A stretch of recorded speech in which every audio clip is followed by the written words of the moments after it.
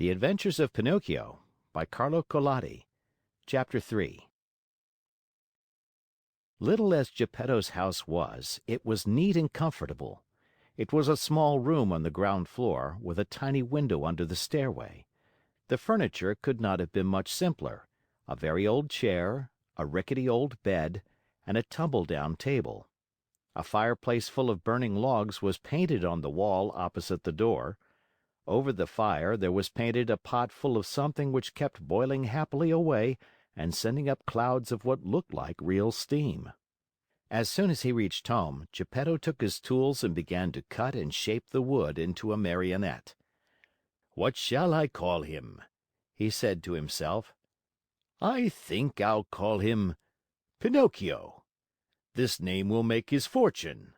I knew a whole family of Pinocchi once. Pinocchio the father, Pinocchia the mother, and Pinocchi the children, and they were all lucky. The richest of them begged for his living." After choosing the name for his Marionette, Geppetto set seriously to work to make the hair, the forehead, the eyes. Fancy his surprise when he noticed that these eyes moved and then stared fixedly at him. Geppetto, seeing this, felt insulted, and said in a grieved tone, "Ugly wooden eyes, why do you stare so?" There was no answer. After the eyes, Geppetto made the nose, which began to stretch as soon as finished. It stretched and stretched and stretched, till it became so long it seemed endless. Poor Geppetto kept cutting it, but the more he cut, the longer grew that impertinent nose. In despair, he let it alone. Next, he made the mouth. No sooner was it finished than it began to laugh and poke fun at him. "Stop laughing!" said Geppetto angrily, but he might as well have spoken to the wall. "Stop laughing, I say!" he roared in a voice of thunder. The mouth stopped laughing, but it stuck out a long tongue. Not wishing to start an argument, Geppetto made believe he saw nothing, and went on with his work. After the mouth, he made the chin, then the neck, the shoulders, the stomach, the arms, and the hands. As he was about to put the last touches on the finger tips, Geppetto felt his wig being pulled off. He glanced up and what did he see? His yellow wig was in the Marionette's hand. "Pinocchio, give me my wig." But instead of giving it back, Pinocchio put it on his own head, which was half swallowed up in it. At that unexpected trick, Geppetto became very sad and downcast, more so than he had ever been before. "Pinocchio, you wicked boy!" he cried out. "You are not yet finished and you start out by being impudent to your poor old father. Very bad, my son, very bad!" And he wiped away a tear. The legs and feet still had to be made. As soon as they were done, Geppetto felt a sharp kick on the tip of his nose. "I deserve it," he said to himself. "I should have thought of this before I made him. Now it's too late." He took hold of the Marionette under the arms and put him on the floor to teach him to walk. Pinocchio's legs were so stiff that he could not move them, and Geppetto held his hand and showed him how to put out one foot after the other. When his legs were limbered up, Pinocchio started walking by himself and ran all around the room.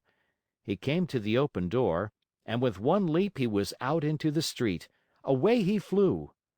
Poor Geppetto ran after him but was unable to catch him, for Pinocchio ran in leaps and bounds, his two wooden feet, as they beat on the stones of the street, making as much noise as 20 peasants in wooden shoes. "Catch him! Catch him!" Geppetto kept shouting. But the people in the street, seeing a wooden Marionette running like the wind, stood still to stare and to laugh until they cried. At last, by sheer luck, a carabineer happened along, who, hearing all that noise, thought that it might be a runaway colt, and stood bravely in the middle of the street, with legs wide apart, firmly resolved to stop it and prevent any trouble. Pinocchio saw the carabineer from afar and tried his best to escape between the legs of the big fellow, but without success. The Carabineer grabbed him by the nose (it was an extremely long one and seemed made on purpose for that very thing) and returned him to Mastro Geppetto. The little old man wanted to pull Pinocchio's ears. Think how he felt when, upon searching for them, he discovered that he had forgotten to make them.